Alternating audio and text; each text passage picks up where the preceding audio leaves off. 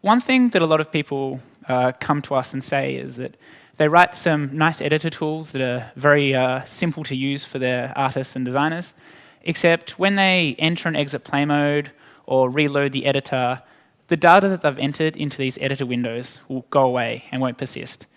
This is an example of an editor class that's been written to maybe be quite usable, but not survive an assembly reload. And that means that the data essentially goes away. Another reason to write nicely serializable classes is that it allows you to create and use custom asset files. And this is much easier than writing your own serialization systems. The difficulty is that it takes some knowledge to know how to write these systems, and that's what we're going to go through today. So in Unity, when does serialization happen? It happens in a few situations. Some are editor-only situations, and some also occur in the runtime. So to start with, we have a concept called assembly reloading, which I'll go into a bit more in the future, but you'll have to wait for that. So to start with, an assembly reload will occur when a script recompilation happens. This is when you modify an editor or user script, and you see the little spinning icon in the bottom to show that your class files are recompiling, or when you enter and exit play mode. It also happens in the editor when you're loading or saving a project, as of course the data in your scene and in your objects needs to get persisted to disk. In the runtime, serialization is essentially only a read process when you're reading the scene files, as out of the box, Unity doesn't have support for saving data files. So to move on, what exactly is assembly reloading, and how does serialization work with regards to assembly reloading? Unity works on a concept of having two memory spaces. The first memory space is the native C++ side of Unity, which is essentially the core engine where most of the data lives. And then the second side is the managed side, which is the data and memory associated with your scripts and the objects you write.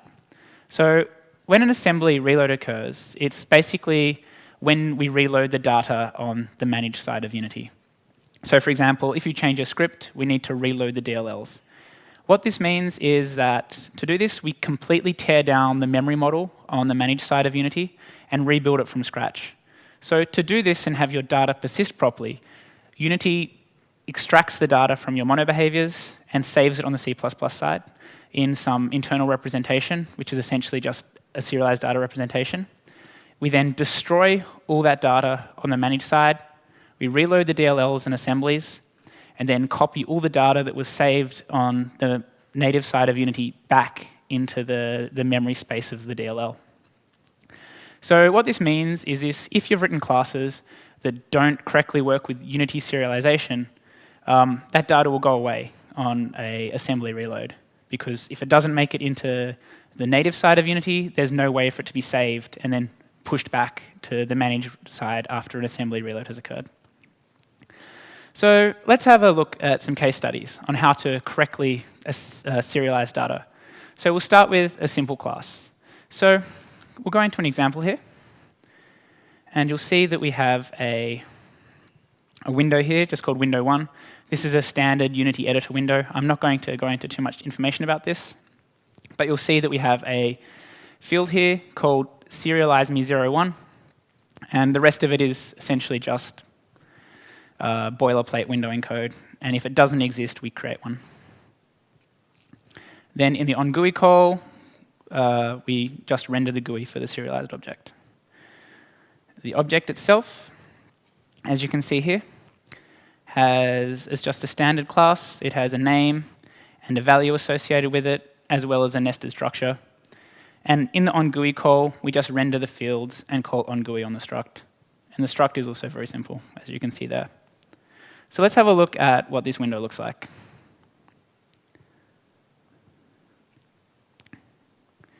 So as you can see here, it's just the GUI we saw before. We can enter some data, change some values, like so. But what happens when this simple class we've written goes through an assembly reload when we enter and exit play mode? As you see here, all that data's gone away. And that is because this editor window and the nested data structures haven't been written up to serialize properly. So we can fix this though.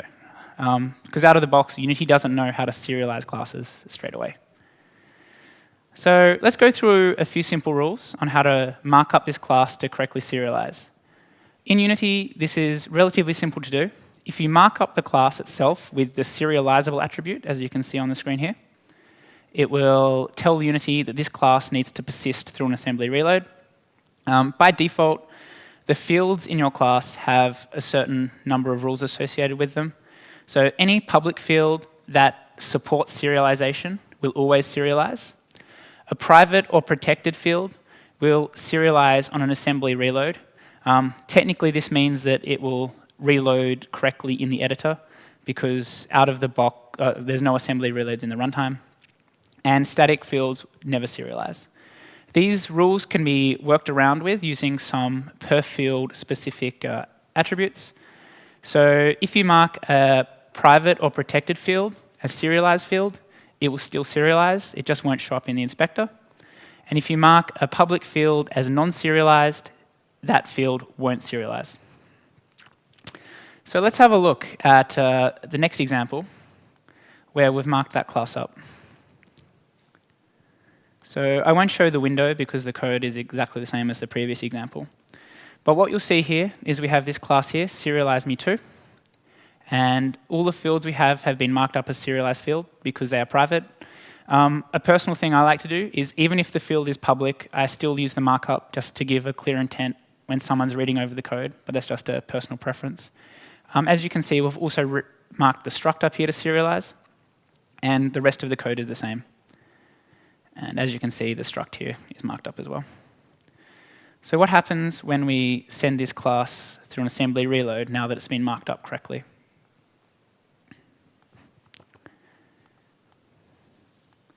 As we enter and exit play mode, you'll see that all the data has been preserved except the data that was in the float, or in the structure. Now this brings up an important rule with serialization in Unity. User-level structs in Unity don't serialize. A few of the built-in ones in Unity do, and this is because internally on the C++ side, we use our own extensively custom serialization system that is C++ only. So as a user, it is not recommended to use structures for serialization because your data will be lost when an assembly reload occurs. So the next step from this is what happens if you have a class reference rather than having a rather than having just standard fields that are marked up correctly. We'll start by having a look at the next example where we have the third window. This is a little bit different. So the window now, which we're going to look at for the third example, has two fields. Both of them are references to serializeme3. And at the start, we construct one instance of serializeme3, and then assign both references to point to the same instance. And then the GUI is roughly the same. We just draw two fields instead. And as you can see here, serializeme3 is the same as the previous example, except the structure is actually now a class, so it will serialize correctly. Let's have a quick look at what happens now.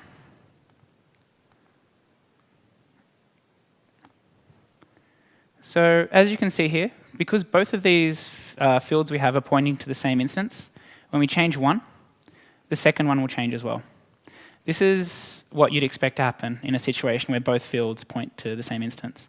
But what happens now when we enter and exit play mode? If you have a look at this, you'll see that the data has been preserved correctly, as was expected. Yet when we slide these bars around or modify the values, the two instances have become decoupled. This is not what you would expect to happen in this situation. And that is to do with how the Unity serialization system works. So I'll go through that now. So when you have a normal class reference in Unity, each reference is serialized to disk individually. That means that in the example we saw, when serialization occurs, both of those references have their own memory position in the layout of the serialized structure. That means when we deserialize that, there are two different instances. So in this context, you can think of them as behaving like structures that are copied by value into the data rather than behaving like references that are sent.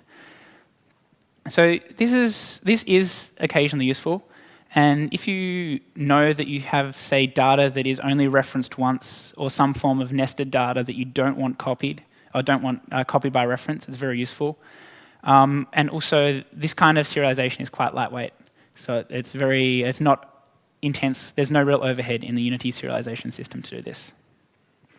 But this isn't always what you want.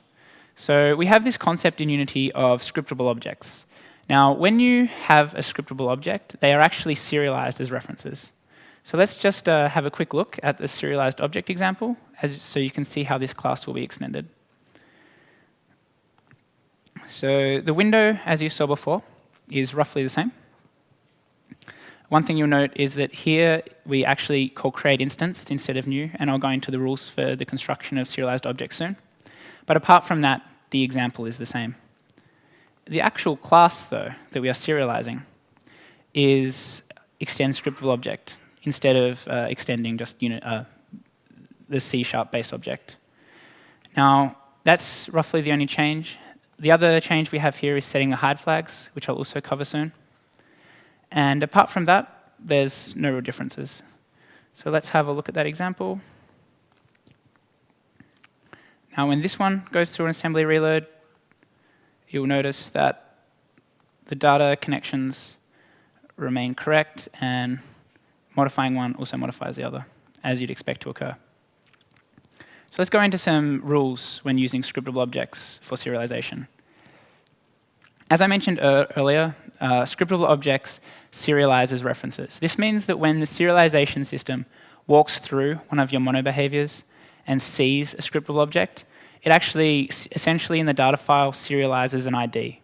Then later on, when it is parsing all the objects that live in the engine at that stage, it will see a serialized object and just serialize the data then. So essentially, you have an ID and an object, and they point to one another. So this also means they deserialize properly, because when you deserialize the container class, all it has is an ID in it, and then that ID later points to the real object. Using the scriptable objects also has some nice functionality with regards to Unity callbacks. So for example, it supports the onEnable, the onDestroy, and onDisable callbacks, as well as a few others. And if you look in the documentation, you can find those. The other side of it is you need to create them with the create instance keyword. This is because when you create a scriptable object, it is not just a managed object. It has a memory footprint on the C++ side, and that is so that Unity knows internally which scriptable objects exist. Because of this, it means that scriptable objects are more heavyweight than using a standard C+ or C# class, but they serialize properly and they have other advantages. So you need to weigh up the advantages and disadvantages when you're writing your tools or application. For the most part, the overhead isn't much, and you only incur it at the serialization stage. So with scriptable objects, it's good to use them when you have data that is referenced multiple times. So for example, you may have a complex graph system where nodes may reference one another, and in a situation like that, you would want each node to be a scriptable object, so they only serialize into the data file once. If you have other forms of shared data, or you wish to receive callbacks from the Unity internal engine. Now, with the scriptable objects, there is a very specific and important initialization order. And it's important to get this right when you're using these types of objects in your game or application. So the first thing that happens when you have a scriptable object in your class is that an instance of the object is created. That means that the new keyword, the constructor on the object is called, and any fields you have initialized in the constructor are initialized. But then after that, if there is a data file from disk or that has been saved on the C++ side when an assembly reload happens, the fields in that data will then be deserialized into your object on the C# side. What this means is that if you use the new keyword, if after the constructor has been called in the object, the fields that you set up then can potentially be overridden by what occurs from the deserialized data. And after the deserialization has occurred, then onEnable is called. This means that there are some ways that you should, or some best practices you should follow when constructing scriptable objects. So if you have a field in your scriptable object that is serialized, so it lives on both sides, it will go through the assembly reload correctly. It's inadvisable to create them in the constructor because it means they will be overridden by the they'll be overridden by the deserialization process. The best thing to do is, in the onEnable callback that Unity sends you, is check if they are null. If they were not null, it means they haven't been deserialized into your object. And, oh, sorry, if they're not null, it means then they were deserialized. But if they are null, it means that they haven't come from some form of assembly reload or data injection, which means you can create them. So let's have a look at how that was set up in this example. So the best place to look at this is in the Serialize Me 04. We have here this nested class, which serializes exactly the same as before. But because this data structure could have been injected into this class during deserialization, we don't actually construct it in the constructor, because that would mean that we create this object twice and there's overhead. So we leave it to default to null when it's constructed. But then in the onEnable call of the container class, we actually say, if this class is null, create a new instance. Now this call will only ever be true if the object hasn't existed from the serialized data. And then we also set the hide flags, which I'll talk about now, which is also very important. So hide flags in Unity control object visibility. Now there are a variety of hide flags, such as hide in hierarchy and hide and don't save, and there are a variety of others if you check the documentation. This visibility is important at multiple stages in Unity. And the hide and don't save flag, which we'll cover now, is a very special flag, especially if you're writing editor extensions. So in Unity, we have a way of parsing data that we serialize and save to disk. And essentially, when we do our object visibility checking, we check what the scene can see and what assets that live in the project can see. If you have an editor tool, and the editor tool is using serialized objects that live in a window, and neither the scene or a saved asset on disk references them, Unity will see these assets, or these scriptable objects, as not being referenced by the project. And when you go through an assembly reload, they'll get cleaned up.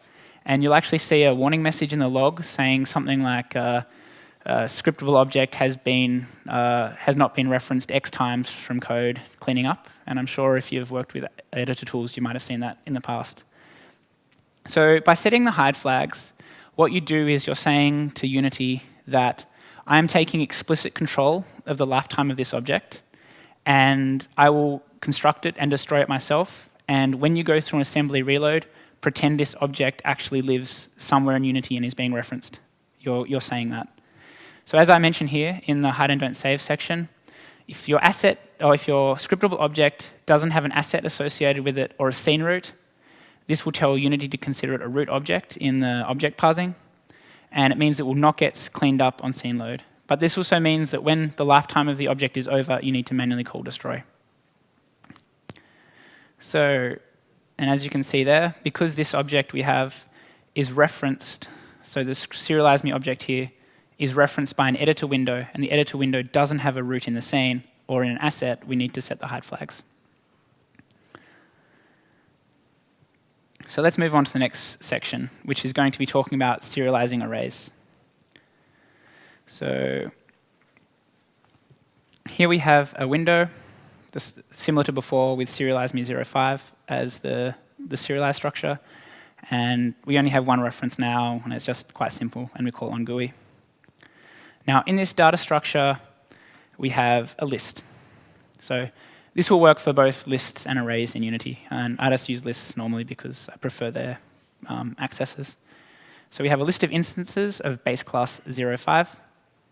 All this has is a very simple int field, and it has an on GUI to render the field. Now, for the GUI of the container class, we iterate each instance and just render it to the screen. But then at the very bottom of the list, we have an add button, and that just adds to the instances. So what we'll do is we'll just go here, and we'll add a few instances to this list.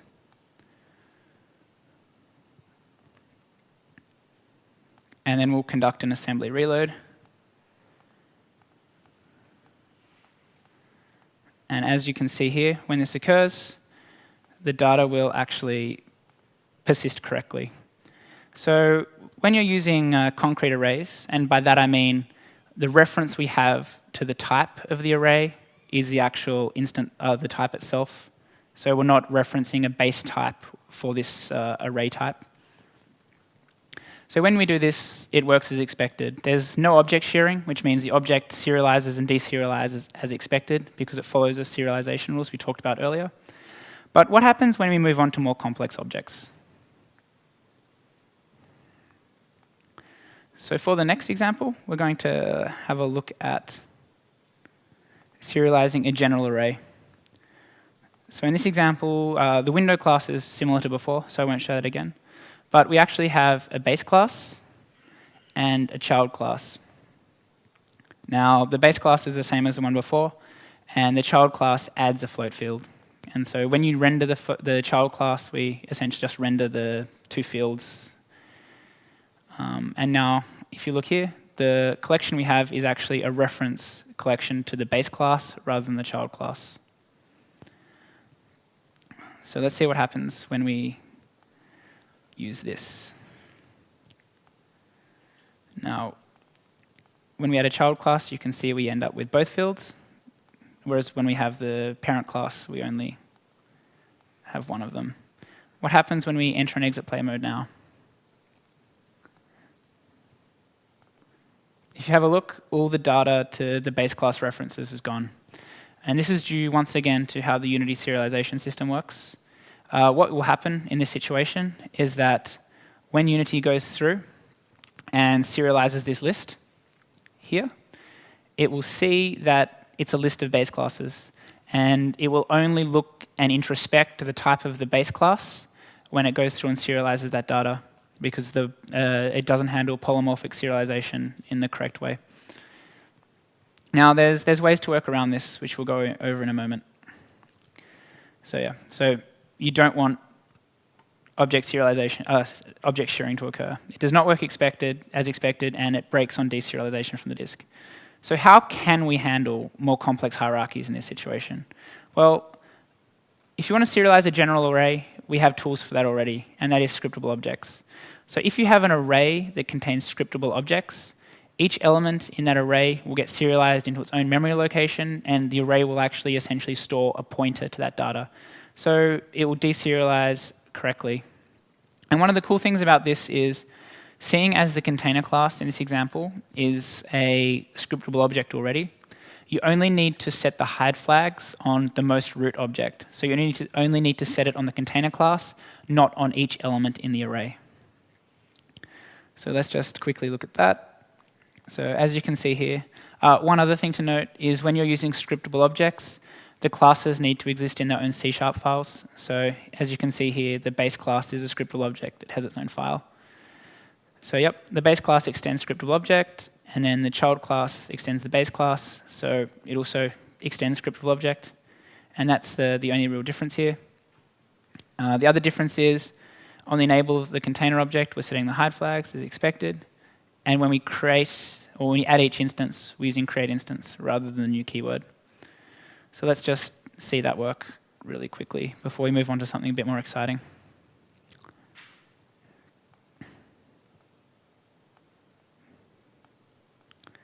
Okay, so we can add these. And as you can see here, once we go through an assembly reload process,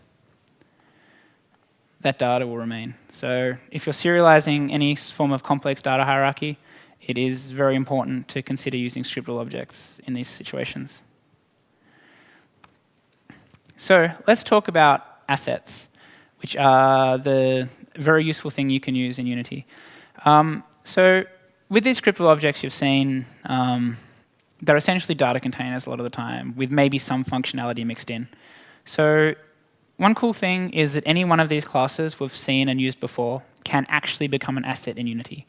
This means that you can design data structures that are, say, databases or character info or some procedurally generated data that will then be used at runtime to dynamically create a character. The one thing to note is that it's good to ensure that the root of your data structure is a scriptable object, even if the nested data inside isn't, because essentially internally an asset file, when it comes to this kind of user code, is a scriptable object. And you can simply create an asset by calling asset database.createAsset with a location. And it's important to note as well that for user-generated data, you need to use the .asset file extension. So let's have a quick look at how to create an asset in Unity. So here we have a editor script which creates a simple asset. And as you can see here, we just call Scriptable Object.create instance and a class type of spawn database. And then at the next line, we give it a location of where to save it. So let's have a look at what happens when we create one of these. Now, I will just remove the old database, so we're not really cheating. What's there, actually? So there we go. It's going to go away now. So it's gone. So when we create a simple asset, you'll see that it appears here. Now let's have a quick look at the data that we're putting in this database before we move on. So spawn database is very simple. It's using all of the rules we talked about before with regards to marking up fields and marking up serialization. And the database itself is a scriptable object.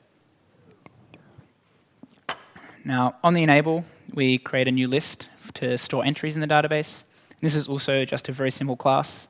It has a health and a color, and then there's some accesses that we can use in the runtime.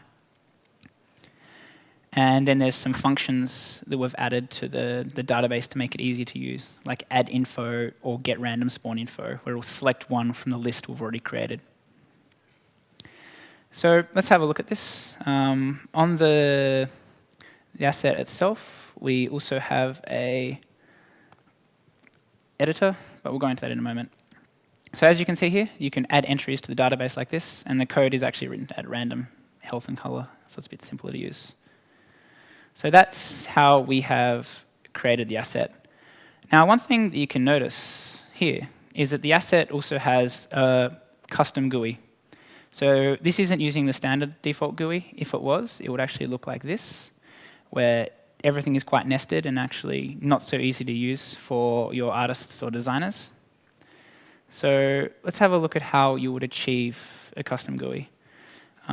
So one of the cool things about the scriptable objects in Unity is that they behave just like any mono behavior you've written or any other form of editor extension, and they have the same callbacks. You can also write a custom editor for these. So if you use the custom editor and give it the type of, just like you would with a mono behavior, you can extend from the editor class, you can do this. The one thing to remember is to put the class in the editor folder, because that's how Unity knows that it's an editor script. So if you have a look here, we have the spawn database editor. It takes as its type the spawn database and extends from editor. And then as is documented, it contains the onInspector GUI callback.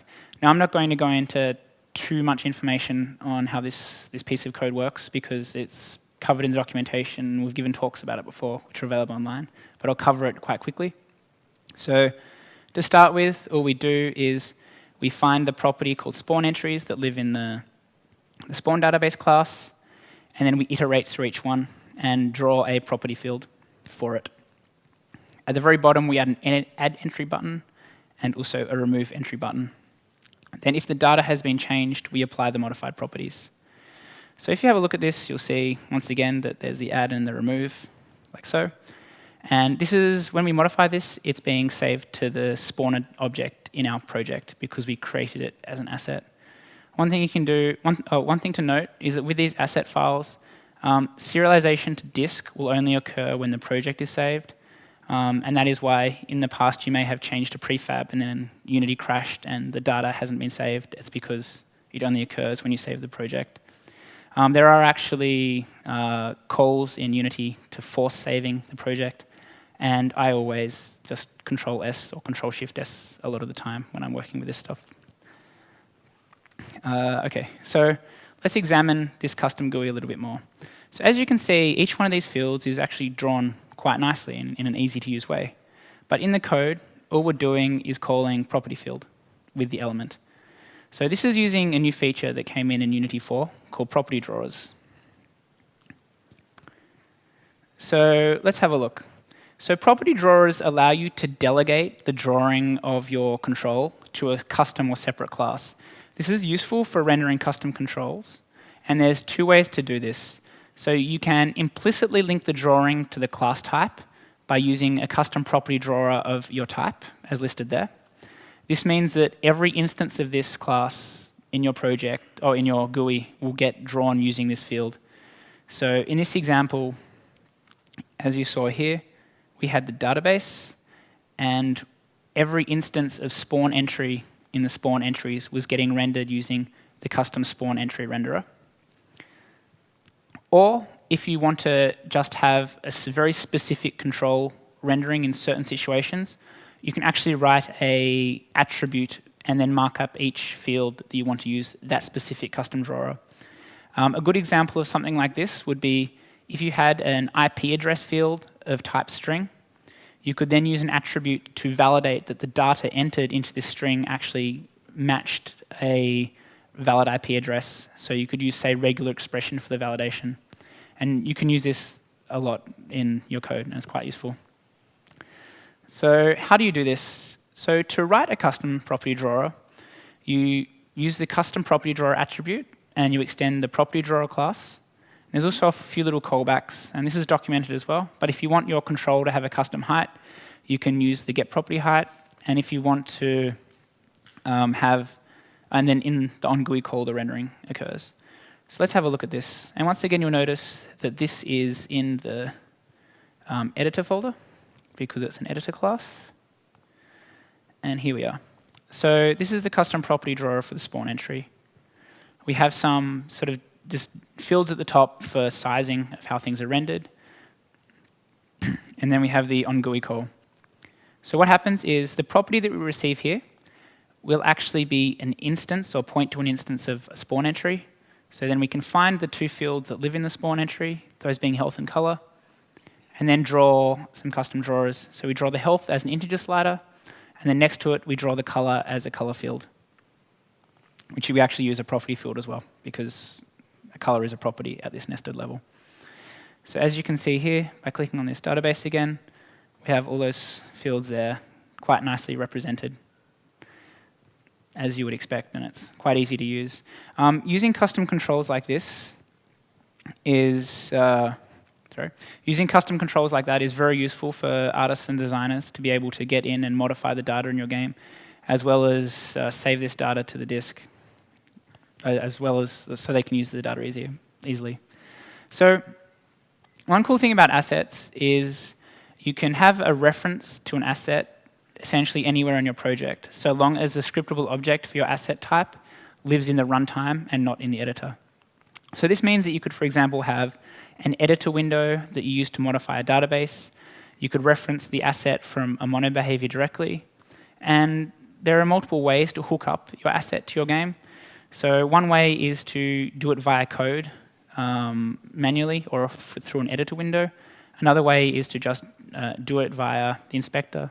And then you can do some very game-specific things. So let's have a look at how you would do this. So as you saw, we created this spawner asset. We then have this really simple little guy here. That's the wrong one. Spawner object. And it takes a reference to the spawn database, as you can see there. And then every second, it spawns an instance of an instance from the database. So let's have a quick look at the hierarchy. As you can see here, we have a reference to the spawner object. That's actually missing, which is good, which means there's none in existence. So if we play, as you see, every second it will spawn one of these gray spheres with nothing exciting on it. And the sphere is just a prefab that has a reference to a script with a color, essentially. But what happens if we drag the database across? And as you saw here in the code, we have a reference to that database, and then if the database is not equal to null, we set the color based from a spawn info we get randomly. So now if we enter play mode, you will see that that data is being used on these spawn spheres. So by using this system, you can write a large amount of asset data for your games and have all your tools be very easy to use and built into the editor right through the serialization system. Cool. So let's have a look at the next step, which is subassets. So scriptable objects, as you've seen, are the asset type we mostly use. But just because you have an asset, like a singular scriptable object, doesn't necessarily mean that your asset is just one scriptable object. Example of this would be something like a mechanism where you have a graph system. Each node in your graph is a scriptable object, yet you have only one graph asset file. This means that in Unity, you can actually have an asset that contains a list of subassets. One problem with scriptable objects in this regard, or it's not really a problem, one feature, I guess, is that you need to mark each of these scriptable objects as serializable and tell the Unity serialization system to serialize them. Just because you have one, you've saved an asset file, doesn't mean that the references will automatically become assets. So how do you do this? If you have an asset already created, you can add a sub-object to this asset by using the add object to asset function on the asset database. And by default, it will show all assets as sub-assets. So let's have a quick look at this. So here we have our sub-asset example. I'll just clean this out. And as you can see here, we have a main asset. This is very simple. It just has a field which is value and then a list of subassets. And the subasset itself is just a string. So if we create one of these, you'll see it appear here, like so. And then, as you see, there's no subassets present, and it's just using the default inspector. But then if we create a subasset, you'll see it appear.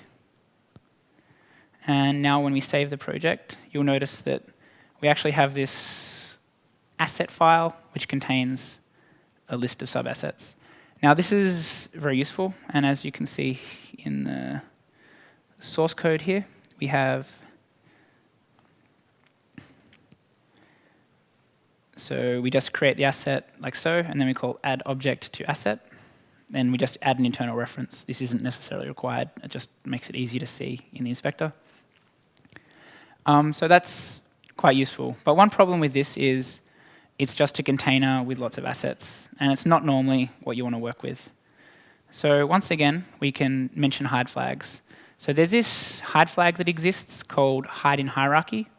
And what the hide in hierarchy hide flag does is it tells an asset to not be visible in the hierarchy window. So if we, once again, create that asset, and then instead of using the other option, we use the create invisible subasset. As you see, it appears, yet it doesn't show up underneath the main asset. So it's quite handy in that way. It also means, though, in this situation, it's very important to have a reference. Otherwise, you won't have a handle to the added asset. You can iterate them using the asset database, except it's just not very handy. So if you use subassets, there are a lot of cool things you can do with them. So if you use subassets in a situation where you have complex data structures, so where many elements of your structure or your game hierarchy reference one another and you want to save them in one big chunk, something like a graph system or a database system or some form of complex object hierarchy or character creator or in a similar situation. One thing we do internally at Unity is we try to draw a clear line between the external side of an asset and the internal side of an asset. So for example, a good example is mechanism, where you have a graph and a graph has an API on it, for example. Except just because a graph has an API doesn't mean there aren't more assets internally. It's just you don't expose the API of the internal objects externally to the graph unless you, say, get a node from the graph to work on. This allows a nice boundary or border between the asset itself and its functionality. Following on from that, it actually makes it also nicer to use. So some class you have won't reference an internal node or reference the graph itself and then use its APIs. So yeah, that brings to the conclusion the talk on assets and serialization. And I'm sure there might be some questions now. Yep. And is that all right to take them here? Or should we go next door? Yeah, it's about 20 minutes till 5, so. Oh, cool. Okay. Nice. So if anyone has any questions about anything here, feel free to put your hand up and ask. Or just yell. Yes? It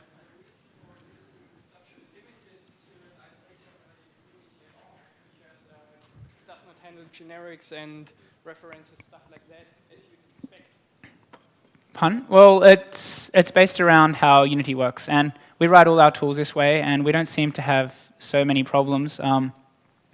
The main reason to use the Unity serialization system is because you get serialization out of the box. You can create asset files for your runtime, and you can also write very easy to use custom tools for your artists and designers. A lot of people don't want to use the Unity serialization system in the runtime, for example. Like they prefer to use something like JSON so they can serialize from web services rather than having version files. We use it. A lot of our users use this kind of thing. It's very good for writing tools, but it's not suitable to every game, no.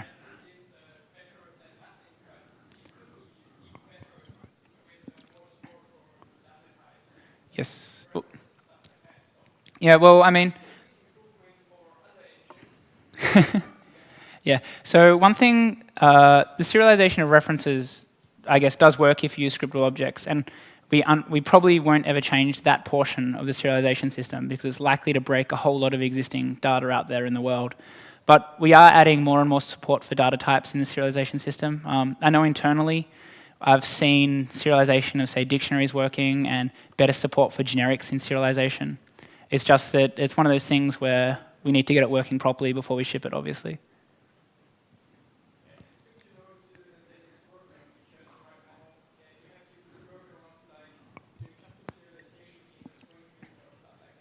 Yeah, yeah, and I agree that's not the best way to do it as well. Yes? Yeah. If I have a huge data structure that I need to serialize, and is there support for when it's being unserialized during runtime to have it like another thread update so that I can like update the GUI with like progress bar or something like this for unserializing a huge data structure? No, we don't. The serialization of, say, the user level structures is essentially synchronous. So like when you load the resource, you don't really get a callback. I've seen some talk. I've heard some talk about making asynchronous APIs for these things, but it hasn't happened yet. So. How would you go about serializing a multi-dimensional array? So I'm not sure you can do that right now. So just like a standard array or a list of lists, or Yeah, just you know, a jagged array or something like that. Yep. I would, me personally, I probably wouldn't do it. Okay. But just keep a yeah, list of. exactly. Just trying to think about how that works currently. I mean, I believe you can serialize, say, arrays of arrays, okay, but I haven't actually tried using, say, a multi-dimensional array structure out of the box. Cool.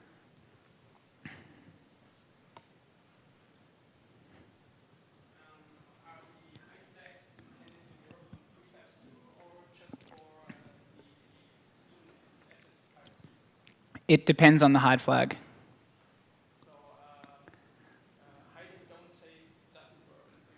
No, it won't, because hide and don't save is it's a keyword for things that aren't saved as assets, whereas prefabs are created as assets out of the box. Because that would be nice to have support for something like that to create nested assets, where we have some kind of template that creates the nested asset on runtime. Yeah, yeah, there are probably actually internally better ways to do that than that as well, but yeah. So I mean, you might have seen last year's Unite. At one stage we were working on nested prefabs, and that's probably a better direction to go, I think.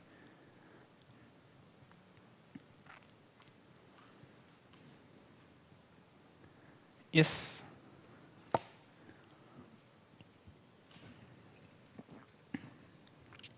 Well, when I've been working with Unity serialization, I had some little difficulty.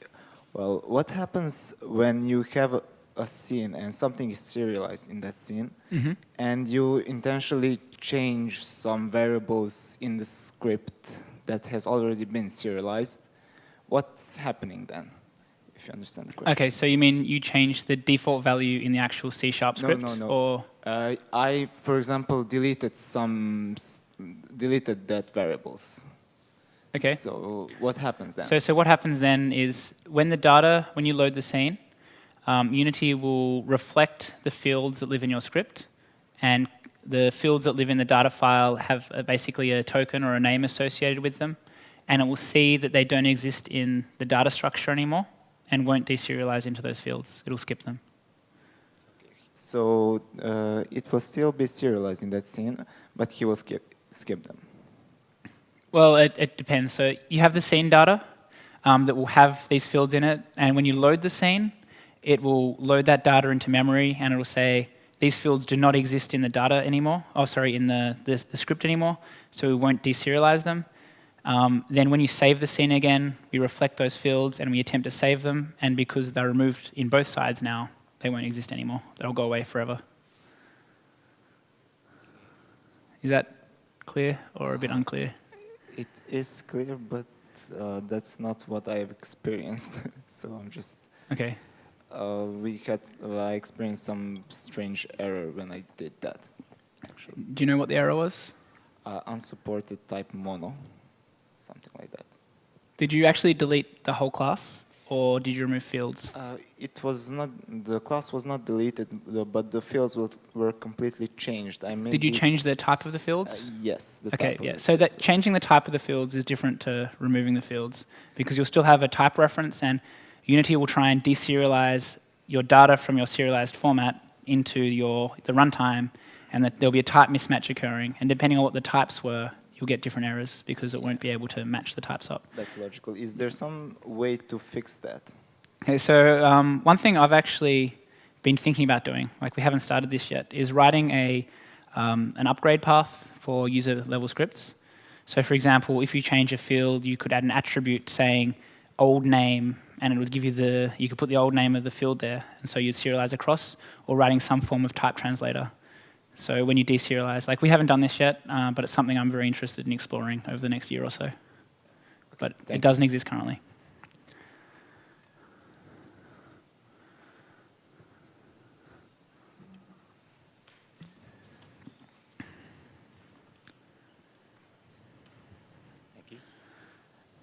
You referenced graphs more than once as examples, and I was actually wondering what you thought the best means of displaying a graph in the inspector was. In the inspector itself, or in a window? Either way. What do you suggest? I would highly recommend, if you're going to use the graph system, to write an editor window for it.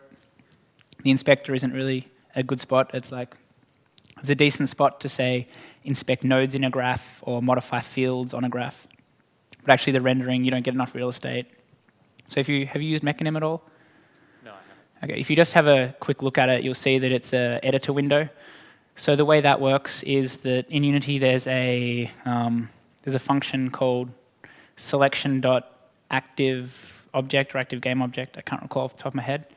And the way Mechanim works is in the windowing code, they listen for a selection change.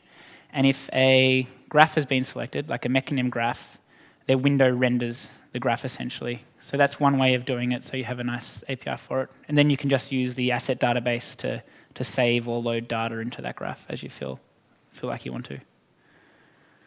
Yeah, thank you.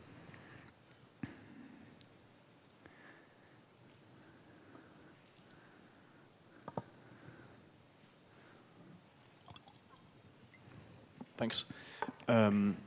When you showcased the custom assets, I was thinking that could be used for some kind of save game feature.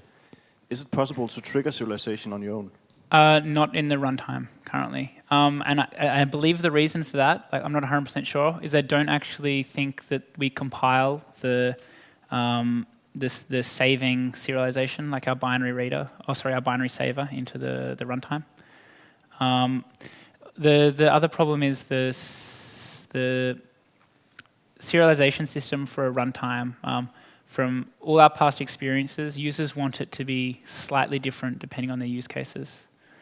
That's not to say it wouldn't be a good idea for at some stage to ship something in the runtime that would be easier to use. It's just we don't currently.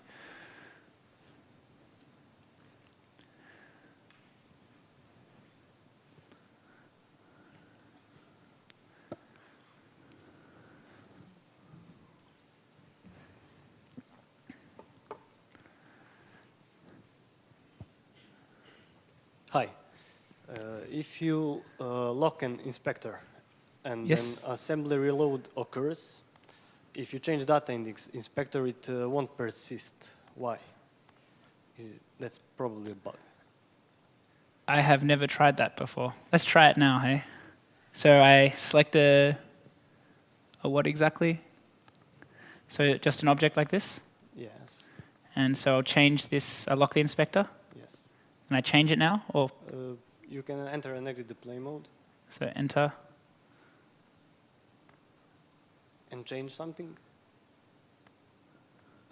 Now unlock the inspector and select that object again.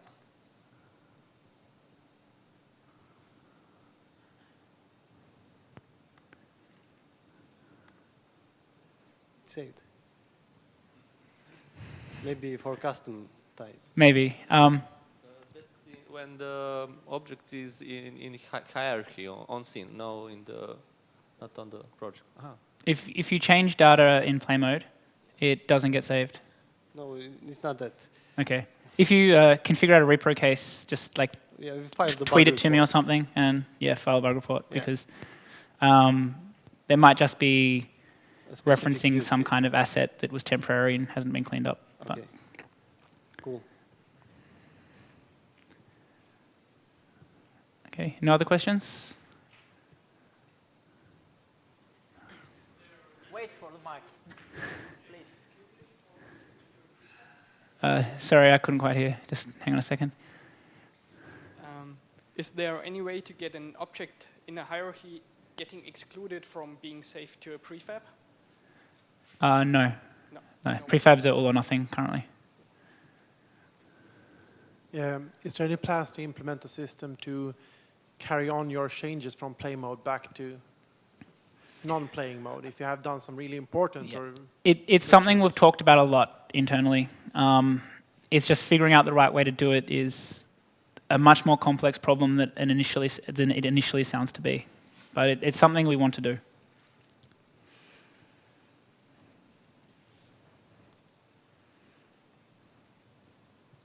Okay. So no other questions? Thank you.